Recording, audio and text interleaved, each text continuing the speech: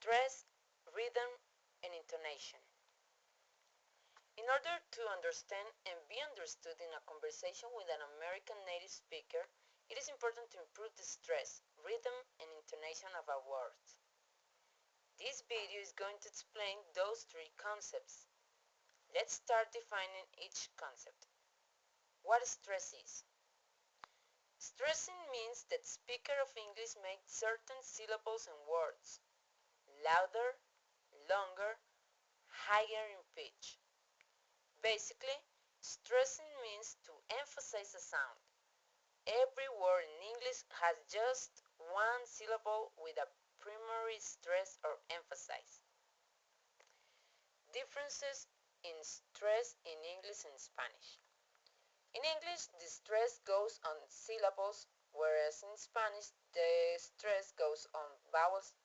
Example, destroy and amigo. Depressing. Depressing means that speakers of English make certain syllables and words more relaxed and weaker. In English, we must also distress other syllables and words.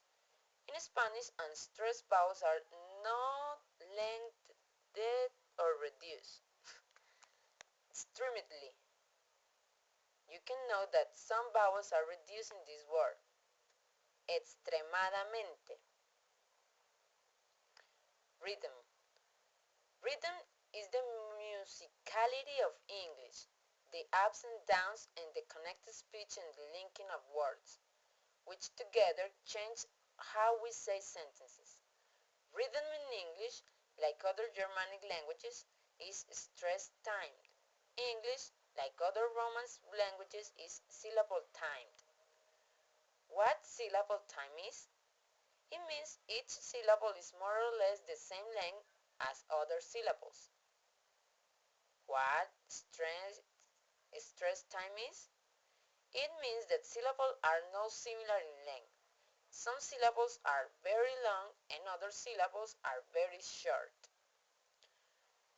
Rhythm comes from the combination of the two types of stress in American English: syllable stressing words and word stressing sentences. Word stressing sentences. Americans stress words in sentences that are important to the meaning of the sentence. They carry the content of the sentence. Basically, if you took these content words out of the sentence, you would not understand the meaning of the sentence.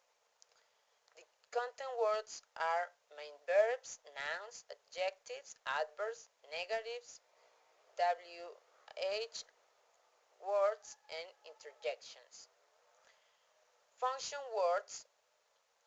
Remember, rhythm and musicality in your speech is not just about stressing, but also requires distressing weakening. In English, we distress the non-essential, no-content words in a sentence, called the function words. These function words are made weaker and sometimes practically disappear from a sentence. Some function words include articles, conjunctions, preposition, pronouns, and auxiliary verbs. Some examples are: I have to go to school. I want my brother to win. It's not the best idea. What is intonation? Intonation is about the variation which take place in the pitch, tone of the voice. It is related to how we say things, rather than what we say. Without intonation, it's impossible to understand expressions and thoughts that go with words. All vocal languages use pitch pragmatically in intonation.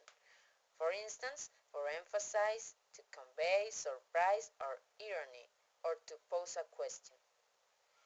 Intonation is important because it helps the listener notice the most important words. There are two kinds of English intonation. Rising intonation is used in General question. Was she glad to see him? Dependent or introductory parts of sentences. If he calls, ask him to come. The first part of alternative question. Before or. Would you like an apple or a pear? Direct address. Sir, you dropped your notebook? Enumerating items in a list. She bought bread, cheese, and tomatoes. Tag questions. When the speaker is not sure that the answer will be yes or wants your opinion. It's a beautiful town, isn't it?